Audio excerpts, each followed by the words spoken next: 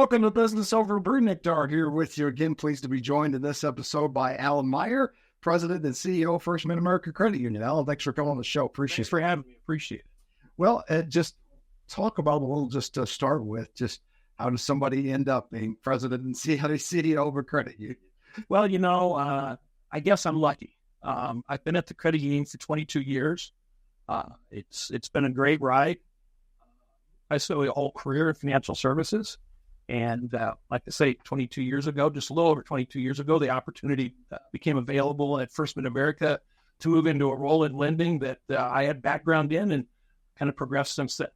So that was that kind of what you had always thought you would do, going to college, that you were going to go into the financial services industry, or was there any other thought? No, pretty much. When I got out of school, I graduated and I first went to work for GMAC. So, my first job was working with dealers and making auto loans and everything surrounding that. And I've spent my whole career in financial services as a result. Right. So 22 years at the credit union, you guys are celebrating 90 years. We are. We're really excited about that.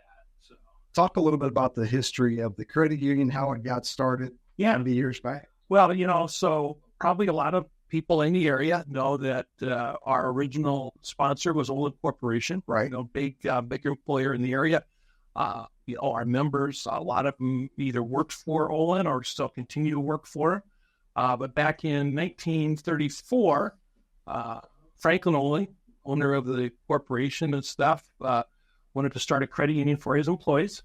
It was Western Cartridge Credit Union was the first one started. And then over the years, the name has evolved. Olin Employees Credit Union, then Olin Community Credit Union, and then eventually First Mid-America, which kind of told a different story, because for a lot of years, individuals in the Riverbend could be members of the credit union, but they thought they had to work for Olin. Right. And so that kind of... Was that ever the case that you did that back when it started? Did you have to work for Olin? Yeah, originally, when we were originally started in 1934 up until, I think it was 1998. Okay. And in 1998, we got what we refer to as our community charter, where if you live or work in a geographical area, then you were eligible for membership in the credit union. But prior to that, you had to either work for Olin Corporation or other organizations that were granted in our charter. Right. Yeah. Those were pretty common, I guess, in terms of credit unions for specific companies. Very much so. I mean, if you look around the Riverbend right now, you look at the different credit unions, Alton-Eyes, Midwest Members, Credit Union, the same thing. They all started with an original sponsor, and for the most part, most of them now expanded, still maybe have that original sponsor, or have the community field of membership. Are there any of those that exist that are still around? I mean, not locally, I don't think there are, but are there any credit unions that exist that are just for employees? Or has that kind of become obsolete? It's lesser than it used to be, but there are still some. I'll use as an example. One of the CEOs that I know well up in northern Illinois, he's with Abbott Lab Credit Union. They only serve employees of Abbott Laboratories or immediate family members, and that's it. Right. Or another example, State Farm in Bloomington. State Farm, Federal Credit Union. They only serve employees of State Farm or State Farm agents. So there are still some out there. There's not as many as it used to be, but there. So there's definitely been an evolution in the industry. 100%. Yeah, exactly. Opening up to more members. So talk a little bit about just some of the technological changes and just some of the changes you've seen in 22 years. Yeah, so like I say, we offer all the basic services that you think of in a financial institution: checking, savings, auto loan, credit cards, debit cards, mortgages.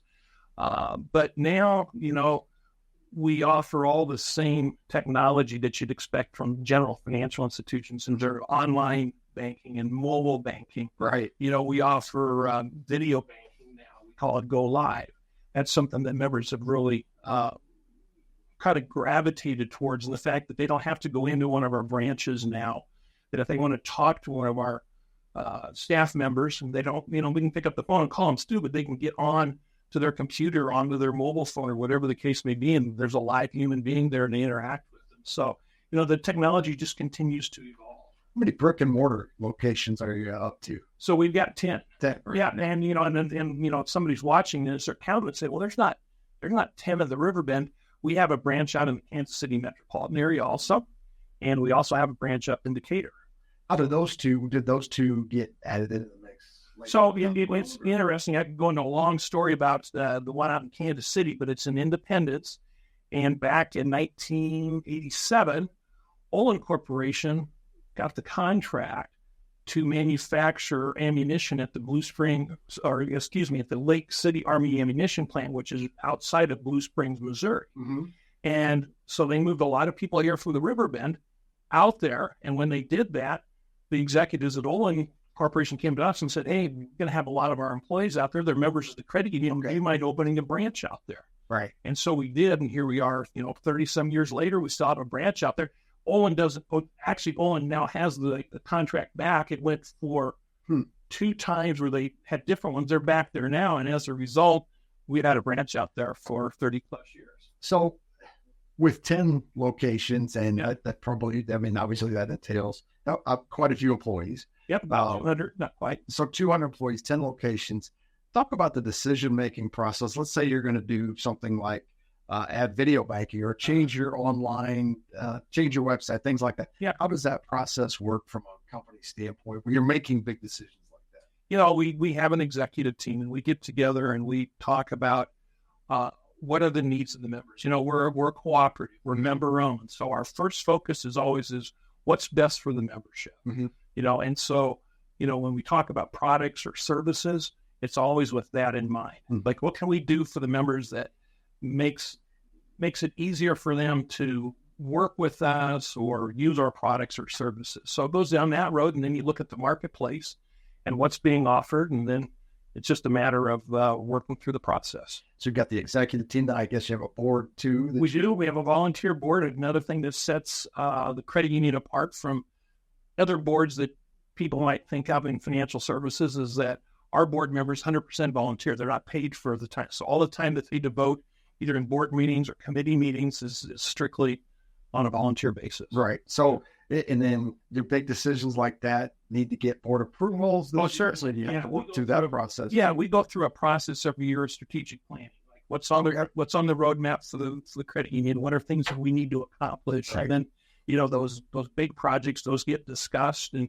then we try and line up the projects about when can we do it, when can the vendor be involved, things like that. People probably think I'm crazy for asking these questions, but I do like to get granular, and I think sometimes we talk a lot of big picture and visionary type stuff, and that's all good, but I kind of like the real hardcore tactical stuff too, like strategic plan. What does that look like? Is it off-site?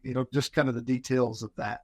Yeah, we don't, unless it's top secret. No, but it's not. But we go through a pretty detailed process. We actually have a 3-step process for our strategic planning.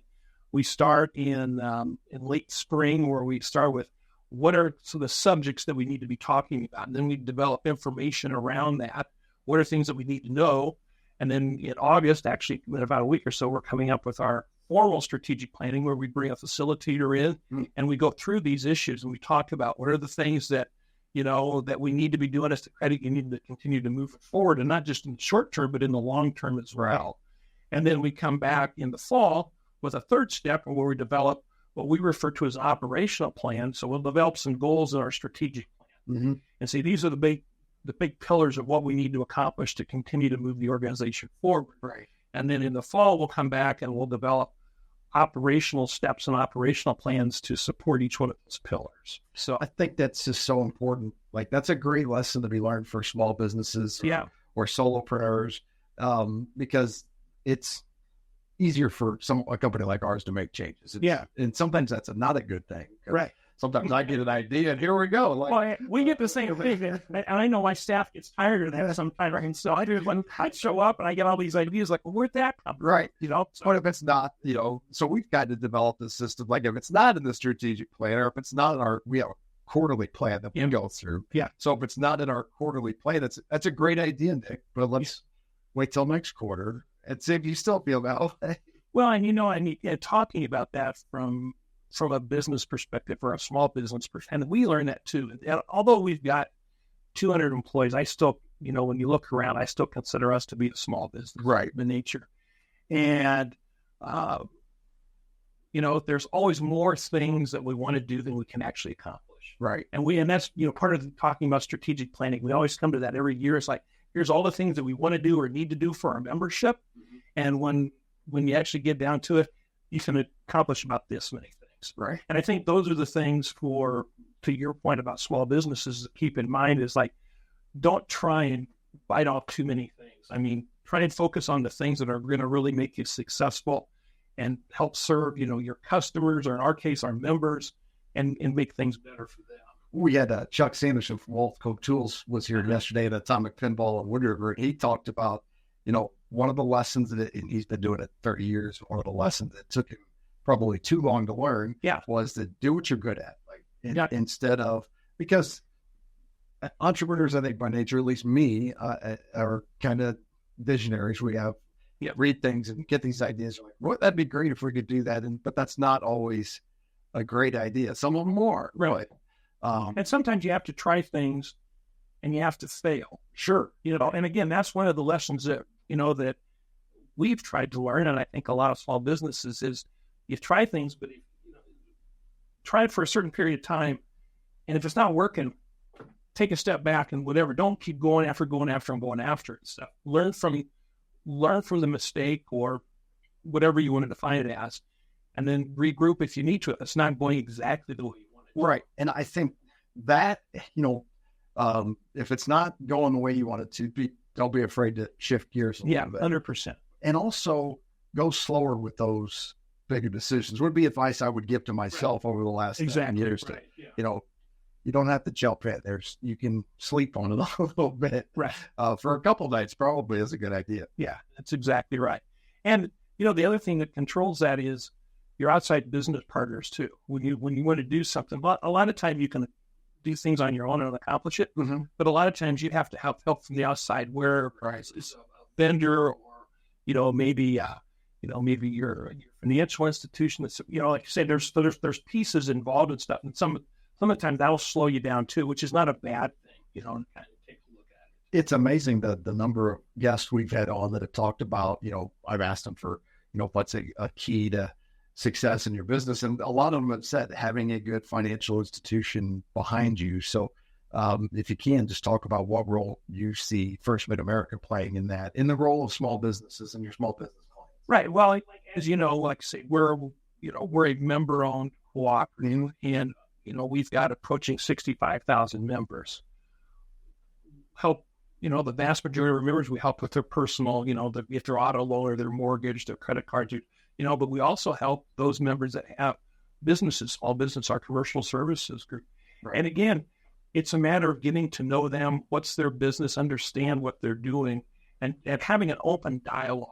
Them being able to come in and ask questions about how do I do this, or how should I accomplish this, us being able to provide advice, ask questions, things like that.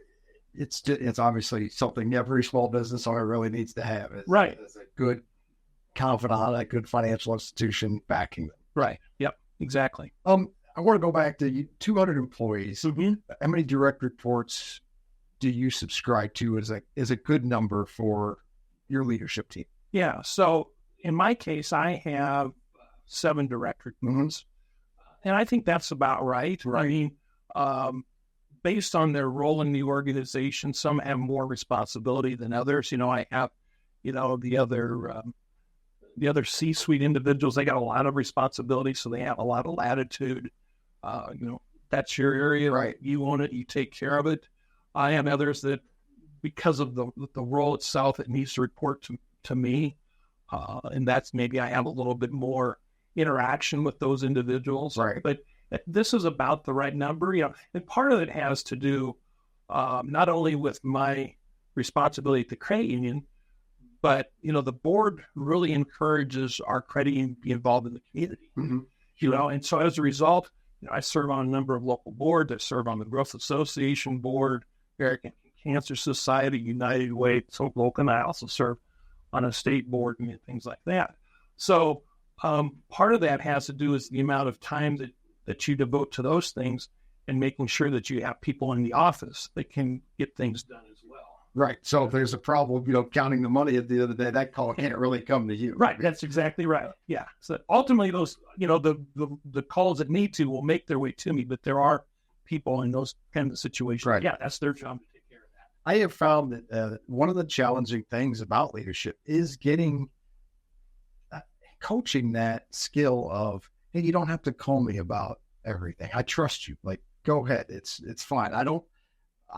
Here's the problem. I've hired you to deal with it. Go get learn to delegate that. Right. And I'm not trying to think of the right way to say this. Learn to delegate and stuff, but don't be afraid to ask them questions. Right. Because I feel that by me asking those people questions, that helps develop them, because I might have a question, something that I think of that they didn't think of. But again, that's not being critical of their abilities or anything like that, but it's just broadening their scope of things that they need to think about and consider when they are doing their job. So I want to ask you about hiring, recruitment, onboarding. That's a challenge that comes up quite frequently on the show, and just talking to other business owners. Yep. How do you guys approach that? So we're in the same camp as everyone else right now. We continue to look for help. And it's a matter of not only, there's a couple aspects. So it's not only the looking for the help, but making sure that you're offering your current staff what they're looking for to accomplish in their career also. Right. Because we're like any other, we've seen turnover in the last 4 years, since COVID, and things have changed, and you see that turnover. But it's not only offering new employees what they're looking for is maybe a career opportunity or to learn something new, or whatever the case may be, but making sure that the current staff feel the same way. Right. They've got an opportunity to advance, they're being treated fairly, they can learn something, that they have input into the particular whatever their job is. They feel here, I think this is how I can do my job better. Right. Feeling that they've got a piece of the discussion in terms of what they're doing. That's such a good point. And whether it's talking about new employee recruitment or client recruitment, oftentimes the best thing to do is keep what you already have. Retention of clients, retention of current employees. Right. And I've been in organizations, as you probably have too, and that's always the number one problem. How do you find good people? Yep. And I think the question that doesn't get asked often enough is, how do you train good people? How do you onboard those people to make sure? I think those first couple of weeks are really critical, just to say to the employee, I've made a good decision here. Right, and it is. And, one of the things that we've done at the credit union is we started a process, not only that first couple of weeks and making sure you're devoting the time and effort so that the employee feels that when they go out and they're active and doing their job, that they've got the skill set or the basic skills to get it done. They'll continue to learn over time. Mm-hmm. But we've also got a process now where what we refer to as stay interviews. So after 90 days with the credit union, our HR group will reach out to the employee and say, how are the first 90 days going? Are you getting what you need? Are there things that you're missing and things like that? And then we've also got a process where we will randomly, so that's the first 90 days, all new employees get that. And then we also will take and randomly reach out to employees on their 1 year anniversary, same thing. How are things? You would hope that if there's something going on with an employee, that's filtering up through their manager. And it doesn't always. And again, It's not critical of the employee, it's not critical of the manager. It's just sometimes it just doesn't happen. Right. And we feel by having our HR group reach out and kind of ask these questions, maybe we identify a potential issue before it becomes an issue. Or we learned something about, hey, I really like what I'm doing, but you know what? I see an opportunity over there that I'd like to take and pursue and learn more about. In fact, that's one thing that we do at the credit union, having 200 employees. And like I say, we have, a whole range. We've got, obviously, we're a financial services organization, but, we have the marketing department, we have an accounting department, we have, all these back office, mortgage group and back office departments.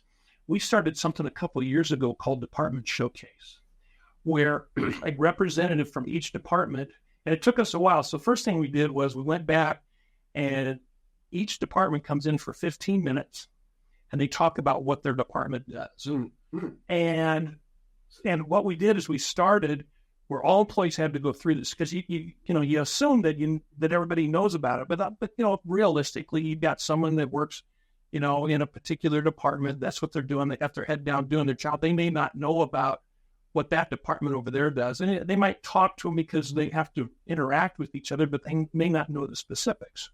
So we started this process by which we put all 200 employees through this department showcase where each department talked for about 15 minutes about what they do and so forth, so that staff really knew what our organization was about.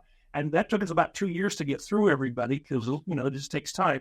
And now every new employee goes through this. So when they come into the organization, and we do it, I think, 3 or 4 times a year. So, anybody that starts, let's say we're doing it in March. So anybody that started in January, February, March, they sit down and they go through this and they learn. So let's say you're working in one of our branches. Let's say that you're an assistant branch manager. You've been there for a couple months.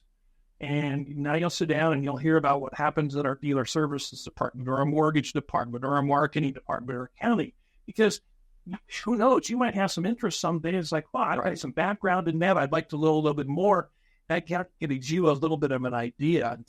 And we've had just some tremendous feedback from staff about being exposed, to that. So the staff have to give up a morning and then the following week another afternoon. So they give up 8 hours of their time.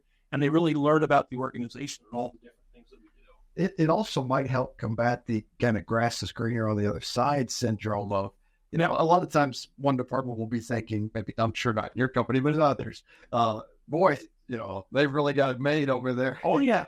And you're right. And that's, we think about their organization.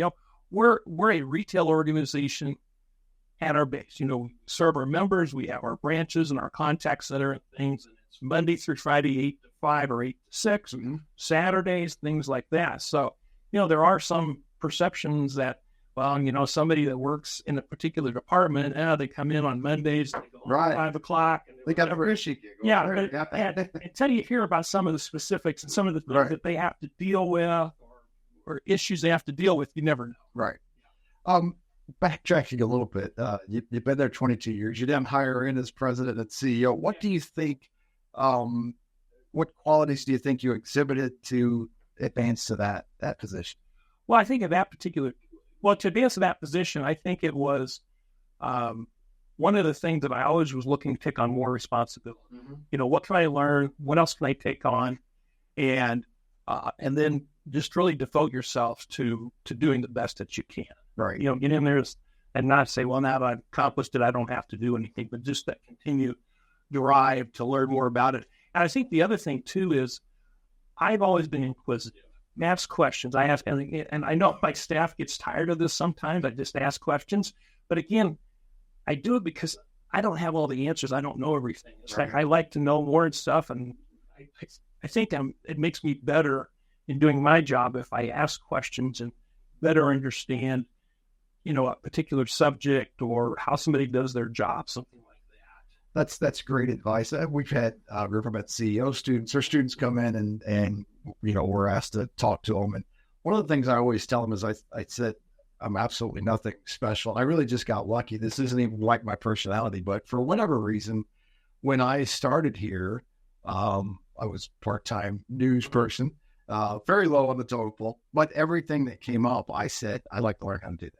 Like I would just continually raise my hand. Take advantage of the opportunity. Conferences would come up. And when I was in the sales department, the owner, Sam, would come back and say, does anybody want to go to this? And I'd usually be the only one saying, I'd like to go to that. Yeah. And then I would get to hang out with other radio station owners and just learn from them. And I just kept raising my hand and saying, I can learn that. So when the time came for the position to become open, it was like, well, he knows how to do everything. So yeah. It was kind of an easier choice. Well, and it's funny, and that kind of goes back to, we talked about the department showcase a little bit, but, one of the other things that I do is I do a breakfast with the CEO. In fact, I had one of those this morning, where I'll bring staff in from different departments. Not only that I can ask them questions, they can ask me questions, but they can ask each other questions. Right. And, one of the things that I always find fascinating when we kick off, and, some of them may know each other and some may not, but when they introduce themselves, how long have they been with the credit union? What's their current role, and what other roles have they had? Mm-hmm. And so, again, it just kind of shows, that devotion that people have to the credit union, how the credit union can provide those opportunities because they've been, they've served in this role. In my role, in my particular case, I've served in 5 or 6 roles in the credit union. Again, same thing, being inquisitive, ask questions. In fact, like I said, I had one this morning, and one of the staff, I didn't remember this for sure, but she'd worked in each one of our locations. She works in the branch operations. She's worked in every one of our branches and things. So she's gotten around, gotten to know people throughout the organization, and that just makes us better when you have that kind of background. Gives especially newer people too some optimism, some hope. That he could have been that they worked in the same position you worked in at one point. So they know there's going to be opportunity to advance in the future. Exactly, and that's one of the things that we're trying to demonstrate to people. And again, I'm also realistic. I asked about the organization and hiring and stuff.